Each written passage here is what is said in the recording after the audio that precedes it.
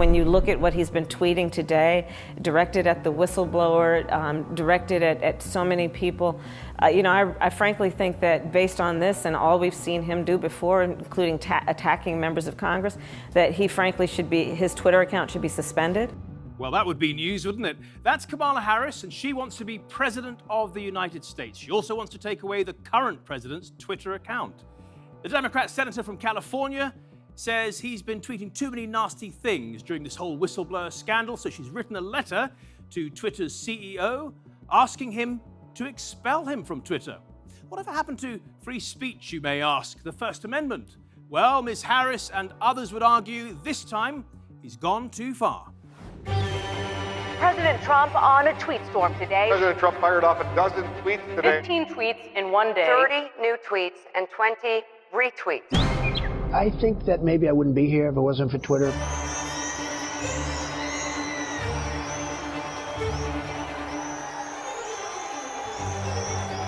Senator Kamala Harris is calling on Twitter to suspend President Trump's account. Arguing his attacks on political rivals and the Ukraine whistleblower have gone too far. A flurry of weekend tweets from President Trump demanding to meet with the whistleblower personally. There is a very good chance that the name of this whistleblower is going to get out one way or the other. If somebody goes after him, the blood is going to be on the hands of the president. He wants to know who provided information to the whistleblower about his phone call with the president of Ukraine, saying that whoever did so was close to a spy. Isn't this witness intimidation? I want you to make up dirt on my political opponent. Understand lots of it. Trump saying that Representative Adam Schiff illegally made up a fake, terrible statement calling it treason. It bore no relationship to what I said on the call, arrest for treason. We know what the penalty for treason is: execution. On Monday, the president took his apocalyptic rhetoric to a frightening new level, tweeting out a quote from a Baptist minister warning of a civil war-like fracture in this nation from which our country will never heal. That language of civil war is something that militia groups, white power groups hear as permission to actually engage in more violence. He would set the country on fire if it was going to in any way help him. Based on this and all we've seen him do before, including attacking members of Congress, that frankly his Twitter account should be suspended.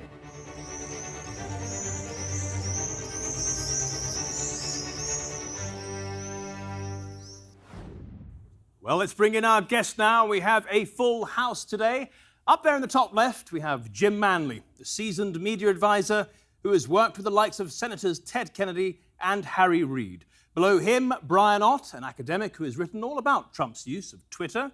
To the right, we have Joy Villa, a musician and vocal supporter of Donald Trump. And below her is Jason Osborne, who was a senior advisor to President Trump during the 2016 campaign. Let's start with you, Joy. Do you think Kamala Harris has a point and that the president should be stripped of his Twitter account? Absolutely not. This is ridiculous. If she doesn't like what he's saying, then counter it with something else. The answer to speech you don't like is not less free speech, it's more free speech. Jim, I know you can't stand the president, you hate his tweeting, but you wouldn't strip him of his Twitter account either. Tell us why. I wouldn't, and I hate to start off the show by agreeing with Joy, but the fact of the matter is she's correct.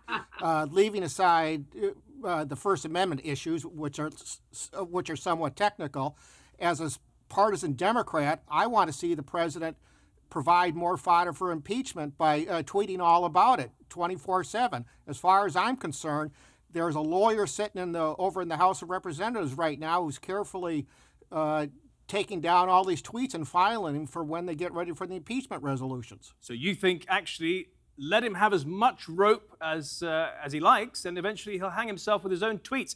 Brian, I'd like to come to you for just a quick technical matter. We've had a look at this letter from Kamala Harris, and she says, she's quoting to Jack Dorsey, the CEO of Twitter, she says, Twitter's user agreement specifically states that users may not engage in the targeted harassment of someone or incite other people to do so. Do you think that the president is guilty of breaching those terms of services? Yes, there's two issues here, and we ought to disaggregate them. The first one is whether or not the president has violated his terms of service, and the answer to that is an unequivocal yes. But that doesn't mean that he should be removed from Twitter.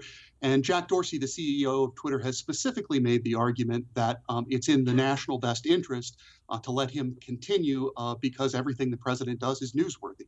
And is there another additional small rule that many of us don't know about, which is that if you have 100,000 followers plus and you're an elected official, you do actually get some special dispensation? Yeah, so there is, in fact, really a double standard on Twitter, whether you're a private citizen or whether you're an elected public official. And so those individuals are treated differently. Let me come to you for a moment, Jason. You're a political strategist. You fought and won a successful campaign with President Trump in 2016. When you look at Kamala Harris's motives here, and you bear in mind that she is way behind Joe Biden, she's way behind Elizabeth Warren, Bernie Sanders, what do you suspect are her real motives here? I mean, we're entering into the political theater at its best, in the sense that, before I was with Trump, I was with Dr. Carson. So I was in the similar position that Kamala Harris is, in the sense that I was on a campaign where the leading candidate, in this case, Donald Trump, is sucking all the oxygen out of the room. So she's trying to do whatever she can to get attention. This was not a serious letter. It was written from her campaign. If she's a U.S. senator, if this was something that she truly believed in, she would have issued a letter from her Senate office, called for some hearings, called for action from the federal government, from the FCC, or whoever regulates Twitter these days, and make it a substantive issue, not just something to capture the attention. In a way, she's taking a leaf out of Donald Trump's playbook, actually, to get attention, you could say. Well, anyway, by Kamala Harris's standards, you might say that President Trump's been harassed on Twitter himself, and the authors of those tweets were not kicked off the platform. Here's a couple of examples. Now, the late movie star Peter Fonda tweeted, "We should rip Baron Trump from his mother's arms and put him in a cage." The TV star, somewhat waning, Tom Arnold, first challenged the president to a fight, and then followed up with, "Next time, Kathy Griffin won't be holding his fake head." And most recently, the Democrat politician Maxine Waters called for the president to be imprisoned and placed in solitary confinement. And I guess she's not thinking about due process or the principle of being innocent till proven guilty there. Jason, if I can come to you for a moment, where was all the outrage when those remarks were made by the media and by the liberal politicians? Did you notice any? No, I mean, I think this is a classic example of, of what Joy alluded to earlier, which is if you don't like what somebody's saying, the effort on the Democrat side is to restrict their ability to say it. We as conservatives and as Republicans don't have the luxury of being able to go to the tech companies and scream and yell and say, wait, take Peter Fonda's Twitter account down, take Tom Arnold's account down, take Kathy Griffin's account down, take Louis Farrakhan, which they actually ended up doing after so much outrage. I think there is a complete double standard, and it's unfortunate, but I don't know how you regulate it other than to say that if you don't like what somebody's saying on Twitter, unfollow them, block them. You don't have to listen to it. Jim, come in. Look, there's no way that I'm going to defend those comments made by those senators or by those people you mentioned. But let's, and I agree with much of what's been said, but let's not forget we are talking about the President of the United States, who's got the most powerful bully pulpit in the world. And yet all he does day in, day out is divide this country by throwing out all sorts of incendiary rhetoric designed to try and divide the country, not bring it together. So yes, those tweets by Tom Arnold are absolutely atrocious. But again, somewhat an apples-oranges comparison with the fact that we're talking about the President of the United States raising this specter of civil war, among other things. Civil war thing wasn't, he's calling for civil war to everybody rise up and use their arms. This was an ideological fracture, much like what we experienced at the Civil War. I mean, is it okay for a Democrat presidential candidate to release the names of the donors from his congressional district and say that we need to talk to those people? Even though that's public information, the intent was clear that he is asking folks in his community and nationwide to go after the people that donated to Trump. It's the same on both sides. Brian, I need to relax and take it as satire. Brian, I want to come to you specifically on that tweet about a civil war-like fracture. Many in the mainstream media have only picked up on the civil war aspect of it, amplifying and distorting its original message. So one of the difficulties in our current media landscape is that the mainstream media frequently amplifies the president's tweets. And so when he tweets, he's speaking really to his core base. And then that message gets picked up and transmitted more widely by the mainstream media. Look, I think the president's rhetoric is extremely dangerous, but given his position as the most powerful person in the world, I would support his. I would support the idea that he should be allowed to say these things. But free speech has never been absolute, and I don't think there's any question that much of the president's rhetoric is an incitement to violence. Okay, well, thank you for that, No. Brian. How do you say that? That's not an incitement to violence. A very clear incitement to violence is when Maxine Waters said, if you see conservatives in restaurants, go out there, seek them out, run them out, get in their face. That's an incitement to violence. Triggering people on social media is not an incitement to violence. Just because you don't like what he says, just because it's rude, doesn't mean it's violent. We need to make that very clear. Free speech does protect rude, disorderly, unhappy speech. Well, it would appear that Twitter has no intention of booting off the president anytime soon, who has, after all, 65 million followers and has done very well for their business. And for those of you who see Twitter as the public square, that's a good decision. The public square, an expression that conjures up images of people gathering to make announcements and air their grievances in front of their fellow citizens. And today, the biggest public squares are privately owned, albeit by publicly listed companies. 134 million daily users are signed up for the Twitter Square, producing 500 million tweets on average a day. We believe many people use Twitter as a digital public square. They gather from all around the world to see what's happening and have a conversation about what they see.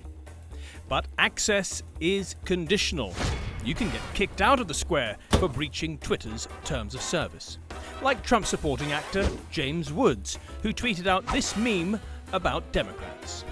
James Woods, I don't know James, but he's an interesting guy, and he's a conservative guy. And he's a straight shooter, he's tough. Now that alone doesn't prove there's an anti-conservative bias, but according to a libertarian website, 21 of the 22 prominent and politically active people expelled since 2005 supported Trump's presidential campaign. Even CEO Jack Dorsey admits conservatives don't feel at home working at Twitter.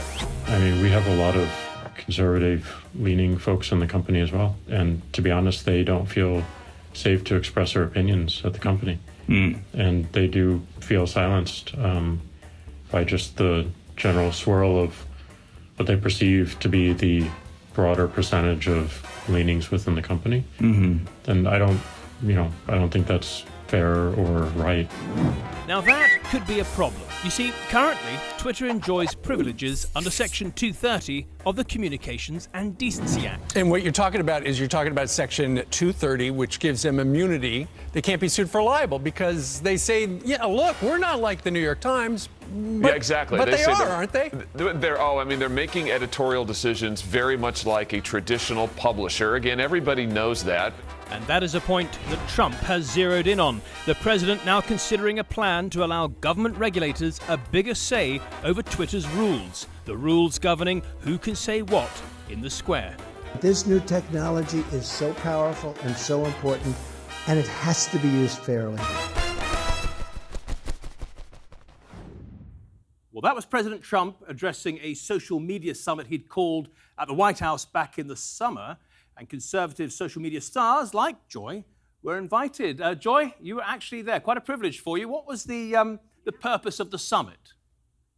Well, the summit was to showcase social media personalities, conservatives, libertarians, independents, not all Trump supporters, but people like myself who are citizen journalists, and we support the president publicly. We have a lot of followers. You know, I've got almost 1 million followers. If you conglomerate all my followers across social media, and we support this president. It's not easy. I've gotten death threats for this. Many other people shared those stories. And the other purpose was, of course, to draw attention to conservatives being blacklisted and shadow banned on social media, which is a very real thing.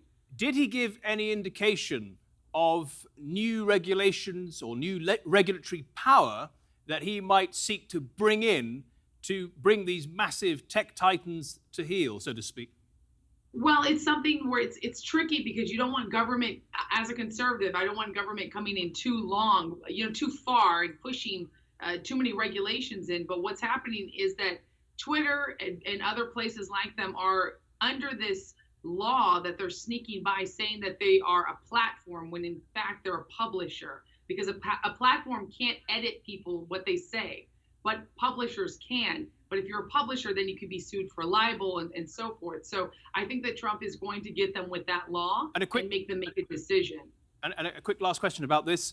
Were any of the people present suggesting that they would create a conservative version of the social media architecture in order to give a neutral, at best, shall we say, platform for them to express themselves? Yes, there are plenty of people doing that. The problem is that these big companies are so big, but I'm on All Social.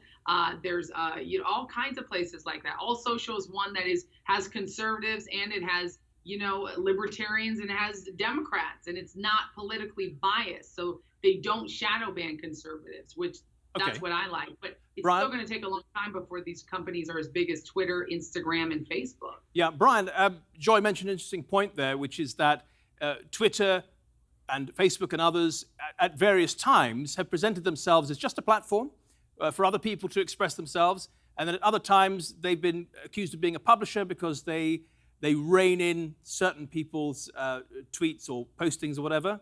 Which one is it? Which one are they? Are they the public square or not? Well, right now, it's important to understand that Section 230 of the Communication Decency Act serves to protect these companies. And that part of the act was created not specifically to protect free speech. It was specifically created to protect companies who were making decisions about what, as service providers, what and could not be included in the media. That was the intent of that action. If we want to change the law, we can, but the law as it is set up right now is designed to protect service providers who are making these decisions. Jim, just really quickly, would you like to see Twitter's terms of service basically mirror the law of the land? No, I don't think so, for a lot of different reasons. In part because as a private company, they can do whatever they want. Number two, as I've suggested before, I'll be more emphatic now, I'm not a big fan of government regulation of speech. And three, quite frankly, I don't trust this administration to deal with this issue fairly. So for all those reasons, I'd be opposed. Okay, thank you, Jim. Now, in the presidential election next year, it does look like President Trump will make Twitter the centerpiece of his strategy once again. Why? Well, here's his explanation in his own words. I tweeted today, @RealDonaldTrump, I tweet. And that's, it solves it. Don't worry, I'll give it up after I'm president. We won't tweet anymore, I don't think. Not presidential. I asked somebody, what do you think I'd do without social media? Would I be here? Because I said, I think so. But they weren't so sure.